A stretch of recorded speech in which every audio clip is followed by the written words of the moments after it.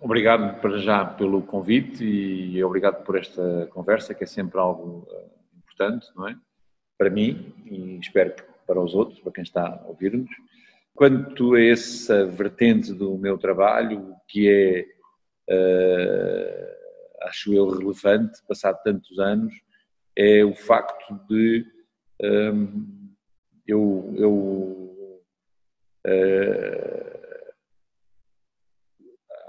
quando estava, acho eu, na primária, eu vivi várias vezes fora da Europa, neste caso em África, e na Europa também, fora de Portugal, mas as duas vezes que vivi na Guiné e Angola foram muito marcantes e eu, na altura, enfim, uma porque era mesmo bebé e a outra porque era infantezinho, não tive tanta consciência disso na altura, mas quanto isto, porque numa das minhas vidas, nesse período de vida em Angola, tive vários professores e professoras, na altura até mais, que me incentivaram muito a desenhar e a trabalhar essa dimensão plástica, enfim, daquilo que era objetos, criação de objetos e desenho. Mas depois sempre senti que era algo com o qual eu, do ponto de vista emocional, me dava menos bem, menos amigavelmente, talvez. E quando saí do liceu, fui aluno do Colégio Militar, que era uma coisa completamente contra a natura para mim, porque tenho graves problemas com a autoridade, sempre tive, não é? Eu vou continuar a ter, espero eu, mas o colégio foi uma prova de fogo muito grande. Quando saí, fiquei muito baralhado para saber onde é que queria ir. Fui daqueles geração, daqueles anos que apanhei o propedêutico, e no propedêutico, que era uma espécie de proto-12º ano, não é? Porque antigamente o ensino era até só o 7º ano do liceu, que é o 11º, mas nessa altura, com o acontecimento do 25 de Abril, houve um ano de cálice, então estendeu-se um ano de formação, que passou a ser primeiro o propedêutico e depois o 12º ano. Quando, no final do propedêutico, tive que escolher ir para a faculdade, estava muito baralhado. Eu não sabia mesmo para onde é que queria ir. Tentei fazer engenharia, que provavelmente seria o que estava destinado do ponto de vista familiar, não me dei nada bem, acabei por tentar inscrever-me em arquitetura e o facto de ir para a arquitetura na altura foi impossível, por uma questão de números clausos, eu não tinha média para entrar em arquitetura, porque obviamente as disciplinas não eram aquelas que eu tinha estudado até aquele momento, e havia uma hipótese de entrar, tive que fazer uma cadeira de História um pouco à pressa, entrar na Faculdade de Belas Artes, em Belas Artes, na altura podia ser ainda tudo, design, pintura, escultura, o primeiro ano era geral, para ter depois a possibilidade de internamente transitar de Belas Artes para a arquitetura no ano a seguir. E por isso eu caí um pouco de paraquedas e por engano, enfim, uma espécie de ano à procura do que é que podia acontecer. Só que acabei por me apaixonar um pouco por as artes plásticas, acabei por sentir-me relativamente bem, sempre tive aquela dificuldade com o desenho, que a certa altura se tornou, digamos, não tanto uma dificuldade, mas uma vontade de melhorar, e acabou por ser bastante importante no meu trabalho a disciplina de desenho como forma de pensar e ver o mundo, e acabei por pensar as coisas, acabei por pensar a criação, acabei por sentir e envolver-me na criação como um artista plástico, neste sentido em que as dimensões de composição, as dimensões de relação com a realidade, com o visível e o invisível, todas elas sempre foram muito desenvolvidas enquanto artista plástico, enquanto formação nas artes plásticas. As artes plásticas deram-me uma maneira de pensar a obra, de pensar o corpo, de pensar a estrutura, de pensar a composição, que é claramente de um artista visual, que é atento ao espaço, que é atento ao som, que é atento à relação entre os corpos, à relação entre os objetos e os corpos, entre a relação sonora e visual, digamos assim, da luz, que acabou por ser muito importante, porque quando eu cheguei ao fim do curso de Belas Artes, eu também percebi que Belas Artes não era suficiente. Eu trabalhei muito em pintura e continuo a trabalhar, mas a exposição é sempre algo que me satisfaz, porque parece que é quase como que uma armadilha que prega a mim próprio. Acabo a exposição ou monto a exposição e depois sinto-me vazio, sinto-me insatisfeito. E por isso, nessa altura, quando acabei as Belas Artes, comecei a tentar ocupar o espaço da exposição com uma coisa que nós na altura não sabíamos o que é que era, que chamávamos de performance, nem sabíamos bem o que é que era. Tínhamos ouvido falar essa palavra, enfim, vinha lá do estrangeiro, de um sítio qualquer, porque não havia livro, não havia esta informação que é hoje em dia, não é? Não podemos googlar, não podemos ir à internet e ver o que é que nós não sabemos e, num instante, aprender.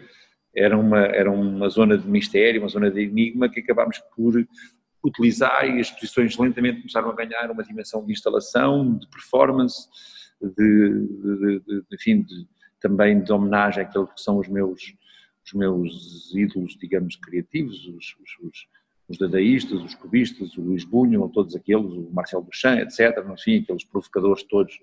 o Hugo Boll, etc., e por isso, digamos, essa vertente entrou entre a performance, entre a instalação e a pintura, que se manteve sempre, a criação de objetos, mas foi lentamente dirigindo-se para uma outra área e surgiu naturalmente um convite para encenar um grupo de teatro e pronto, e depois a partir daí foi um caos, nunca mais parou, eu nunca mais percebi se estava na pintura, se estava no teatro, se estava no vídeo ou se estou noutro sítio qualquer, sendo que o desenho e a composição, para responder à tua pergunta, são muito importantes. Ainda hoje, uma das coisas que os atores ficam muito perplexos é que eu desenho no chão, digamos, do palco, muitas das vezes a relação dos movimentos e do espaço, que são relações invisíveis para o espectador, mas são visíveis pelo movimento dos corpos. E por isso o desenho continua a ser para mim uma herança desse trabalho, dessa formação de artista visual, que acaba por estar em tudo. Num texto, na música, na composição das personagens, na própria luz, há uma geometria que vem daí, que é muito, pronto, que é de artista visual. Para mim, o som, para além de eu ser um músico frustrado, eu gostaria de ter sido músico, cantor ou qualquer coisa, nunca poderei ser, porque tenho o ouvido terrivelmente desligado da garganta, por isso há aqui qualquer coisa que ficou por resolver, digamos, houve uma herança quando me fizeram que não foi resolvida e já não vai ser, que digo com defeito de fabrico, ponto, depois qualquer assim, não interessa. Mas eu tenho uma grande relação com a música e, enfim, a música sempre foi algo que me... E quando digo a música, provavelmente até mais do que a música, poderia ir até mais longe, digamos, o som, o ruído, a relação espacial a partir desta ideia de quase um terceiro ouvido, não é? Que ouve, às vezes, sem ele próprio estar atento àquilo que recebemos e por isso, de alguma forma, também seleciona o som e o transforma e o cria, o constrói naquilo que ouve. E, por exemplo, uma das coisas que os atores com que eu trabalho ficam muito perplexos é que muitas das vezes eu ensaio sem sequer olhar para o palco, ou seja, durante um bom bocado de tempo de ensaio, eu ensaio a partir de um processo de escuta, um processo de seleção de uma audição, de uma prosopeia, de uma melodia, enfim, um contraste sonoro que me é muitíssimo mais agudo e preciso do que propriamente a composição visual. A composição visual é uma consequência do som. Aliás,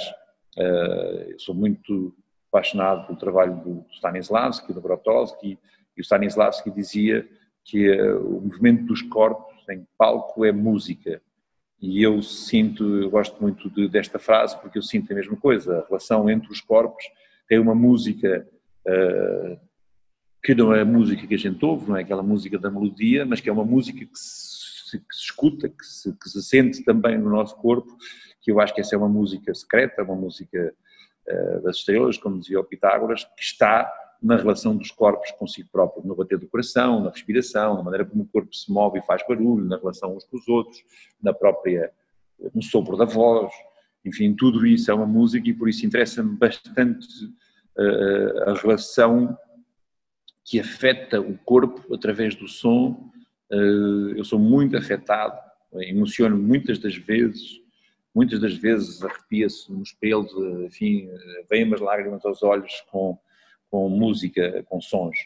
E isso é uma coisa que eu procuro muito nos espetáculos que faço, esse arrepio, esse desfazer do corpo em emoção pura, que o som é, enfim, um caminho mais curto, a chama que nos incendeia e nos emociona de uma forma absoluta, enfim.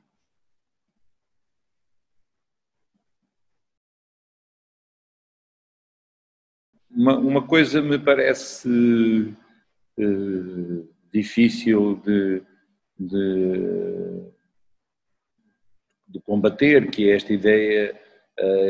este conceito de que eu vivi em África, não é? Eu também fui e sou africano, de certa maneira. Por muito que seja europeu, tenho algo em mim que é profundamente africano. E isso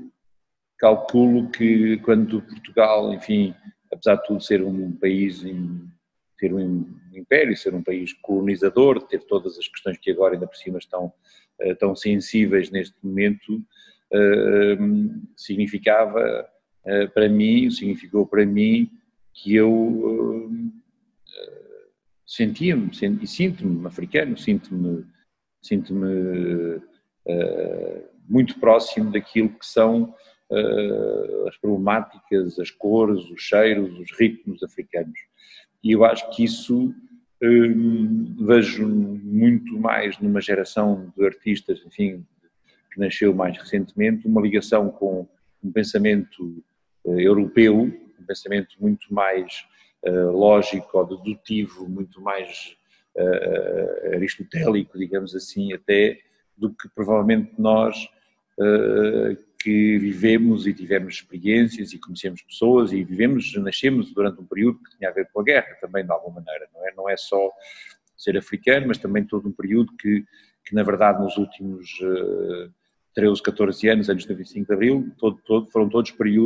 todos anos que estivemos em um conflito interno,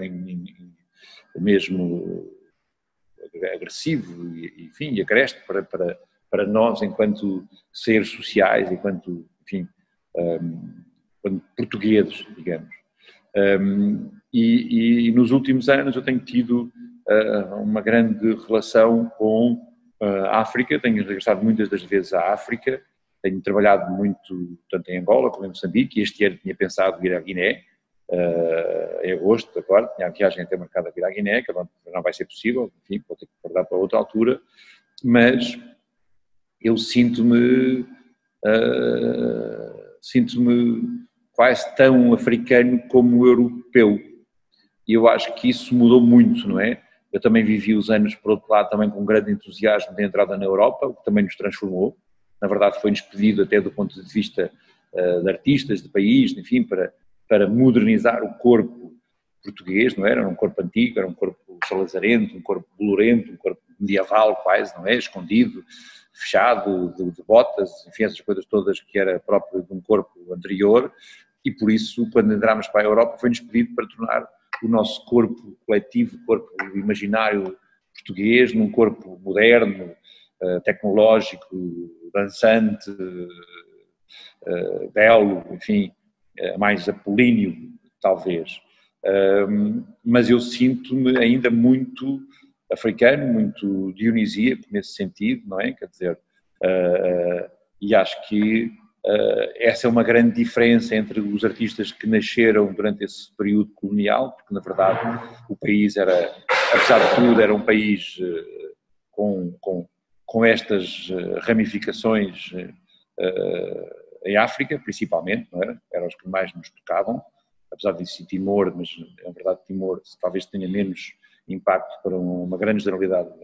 da população portuguesa. Eventualmente havia pessoas que estavam mais ligadas a Timor e Macau, mas para mim era mesmo a África, porque eu vivi lá e estive muito próximo, e por isso acho que essa questão modifica muito o trabalho artístico também. Modifica o sentir, modifica a pertença, modifica a compreensão, modifica as cores interiores, modifica até a escuta, digamos assim. Acho que a escuta do mundo, de quem viveu em África, esteve ligado enfim, a países como Angola e Guiné, como foi o meu caso, teria sido diferente de todas as outras experiências que eu tive com França, tive com Espanha na altura, tive com Inglaterra, mas eu não guardo desses países o mesmo espaço interior do que foi as experiências africanas. E penso, não posso generalizar, porque é difícil generalizar, mas penso que isso me marcou completamente. Eu seria outra pessoa se não tivesse sido com 3 meses para a Guiné e vivido lá quase até aos 3 anos, e depois ter ido logo a seguir aos 6 anos para Angola e voltado aos 8 e ter estado até a morrer com malária em Luanda e ter sobrevivido. Tudo isso, tudo em mim seria diferente, não é? Acho que eu.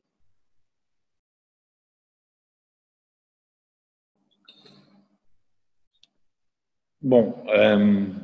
é difícil falar em causa própria, não é? Enfim, mas não deixo de ter um sentimento de grande, diria, orgulho, pronto, para ser simples e direto, sobre o que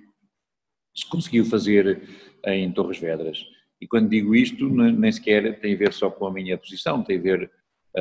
com a própria Câmara Municipal, com a vereadora, com o Presidente, com pessoas ligadas às associações, a Isabel, a Cristiana, enfim, o Rui Braz, uma série de gente que, na verdade, desde o primeiro momento, apadrinhou e percebeu a situação. Muitas vezes nos houve dúvidas a perceber se estávamos a agir bem, se num primeiro momento isso faria algum sentido, mas eu acho que neste momento estão-se a gerar um conjunto grande de associações, de programadores culturais, de salas alternativas, enfim, há muita gente que está a organizar. E uma das coisas que eu consigo perceber é que nós fizemos em Torres Vedras aquilo que ninguém fez noutros lados. E talvez isso tenha a ver com o facto de eu ser artista, se calhar também ter vivido em África, como estava a dizer, e ter essa noção de que a casa aberta, enfim, a recepção aos outros é muito importante até para um processo de economia familiar, de saber viver em família, e de alguma maneira, no primeiro instante que nós vivemos em Torres Vedras, quando foi aquela semana de 12, 13 de março, que sentimos que tínhamos que fechar, foi primeiro a prerrogativa de que tínhamos que pagar aos artistas. Mas logo se instituiu esta ideia de que era preciso fazer algo mais. Era preciso fazer algo mais porque esses artistas, os que estavam já programados, óbvio, nós tínhamos um compromisso com eles e tínhamos que arranjar uma solução. A primeira reação não foi fácil, porque administrativamente, juridicamente, havia uma série de entraves que depois foram até resolvidos, do ponto de vista até o próprio Ministério da Cultura e o Governo acabaram por ajudar a resolver isso, mas a própria Câmara adiantou logo do ponto de vista jurídico e entrou logo num processo que era necessário, eventualmente, encontrar uma solução que não pusesse em risco aquilo que era, no fundo, as responsabilidades também públicas daquilo que são os dirigentes da autarquia e toda a gente envolvida, mas que isso iria ser feito. Depois foi facilitado, mas a seguir nós começamos a pensar que haveria mais qualquer coisa que fazer, porque havia muita gente muitos artistas que eu sabia e sei ainda que estão a passar muito mal. E por isso a ideia foi muito simples, nós não vamos programar durante um tempo, não sabemos quanto tempo, 2, 3 meses, 4 meses, 5 meses, 6 meses, mas o orçamento que temos provavelmente irá ficar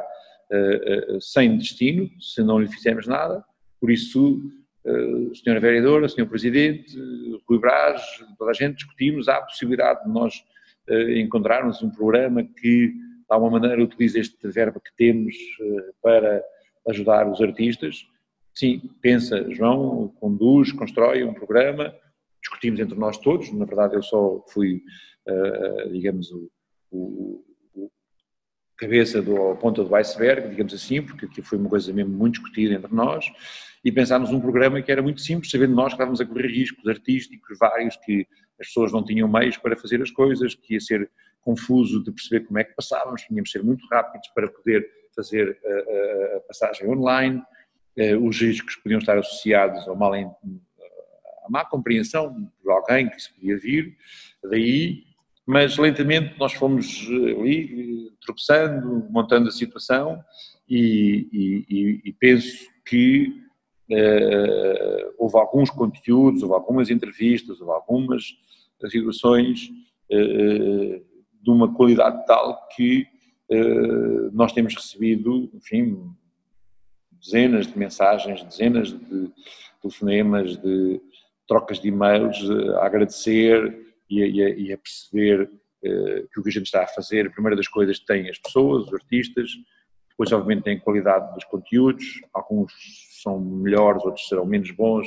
mas em todos eles eu encontro uma grande dignidade, uma grande capacidade de se expor, de falar, de tentar melhorar, tentar fazer qualquer coisa para os outros, há um sentimento de relação entre aquilo que é a minha biografia, aquilo que é a minha vida e a relação com os outros, que atravessa todos os conteúdos e que de alguma maneira os dignifica de uma forma muito surpreendente, ao tal ponto que eu não sei se daqui a 2 anos estaremos cá ou estaremos disponíveis para isso, mas gostaria de mais à frente pensar um evento, uma exposição, enfim, um acontecimento onde pudéssemos de alguma maneira em conjunto visionar, se não digo todos, pelo menos todos, mas cada um depois visionaria o que fosse preciso, mas pelo menos fazer uma seleção e tentar visionar alguns deles, porque acho que eu me emocionei, por exemplo, várias vezes a ver alguns deles, e isso pronto, é porque e é porque foi, e é porque estamos a viver um momento em que é importante também a emoção, é importante estarmos próximos, e acho que houve pessoas que fizeram coisas maravilhosas, que se calhar o próprio meio de passagem online não demonstra, não mostra, não dá tanta visibilidade como algumas das coisas, a qualidade de algumas coisas foram feitas, mas posso dizer que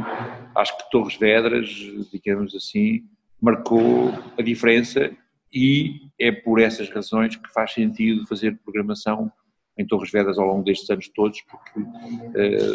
a cidade, a autarquia, todas as pessoas demonstraram uma maturidade, um sentimento de pertença e de relação com os outros que está muito evoluído. Crescemos muito enquanto cidade, enquanto comunidade e acho que isso, pronto, sinto-me orgulhoso de participar nisto um bocadinho.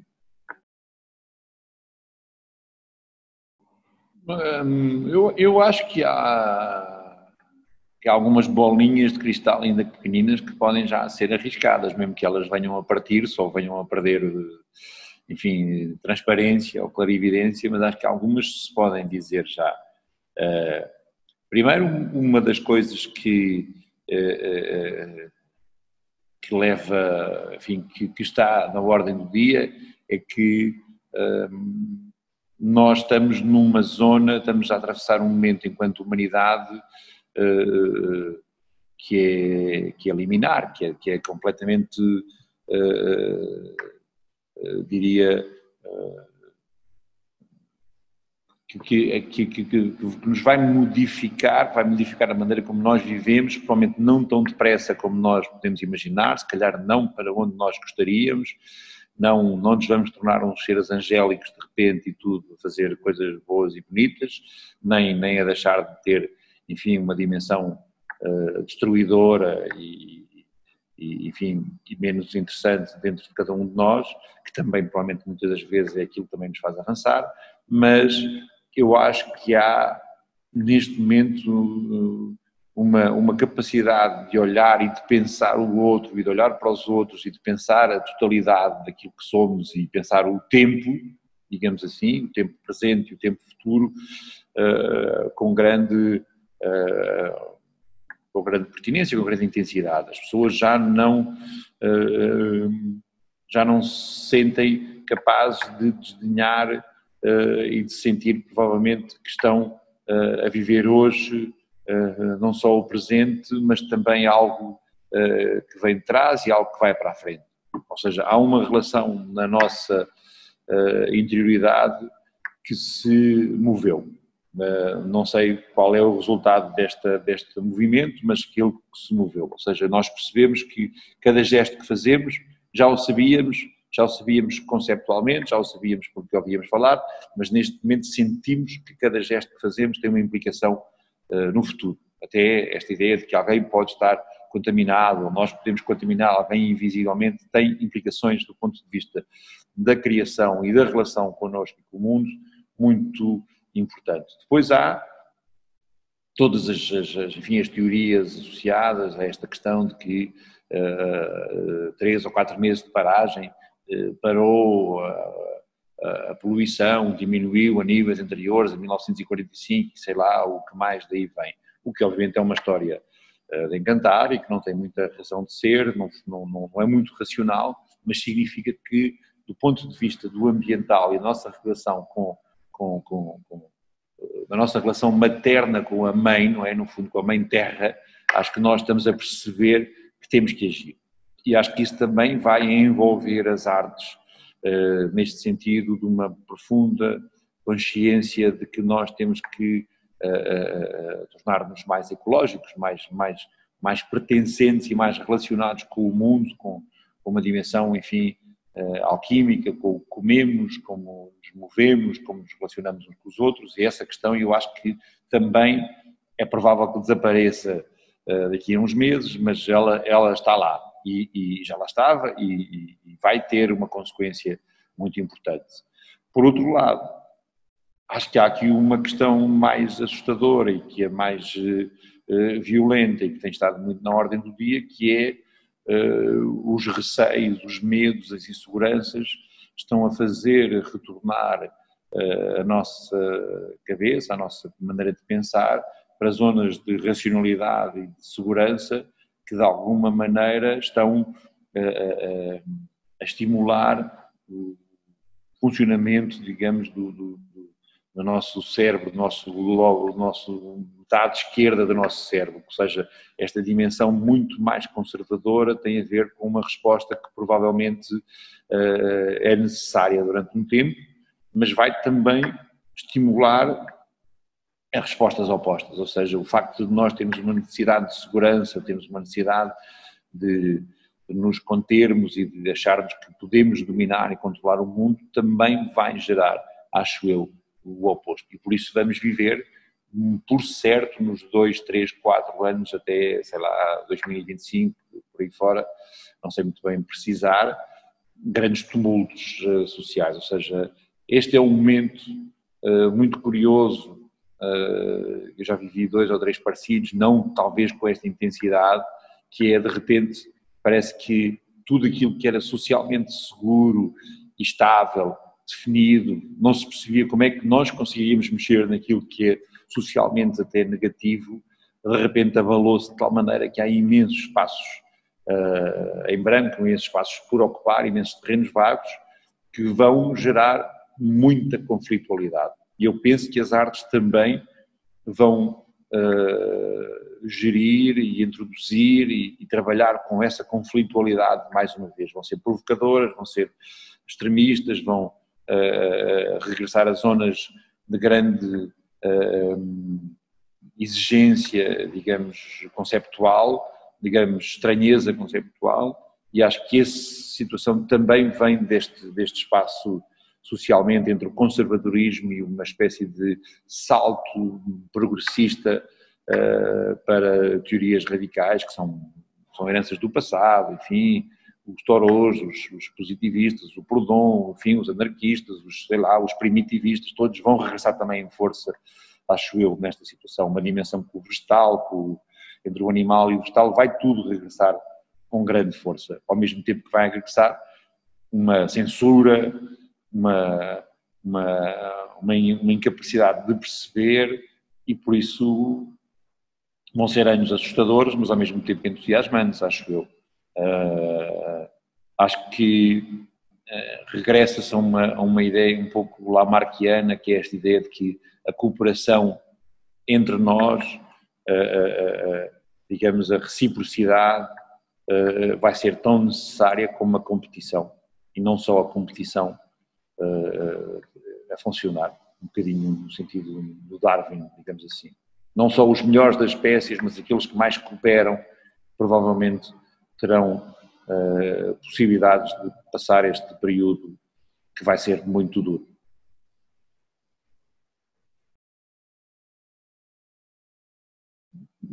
Trabalhem, estudem, leiam, discutam, apaixonem-se,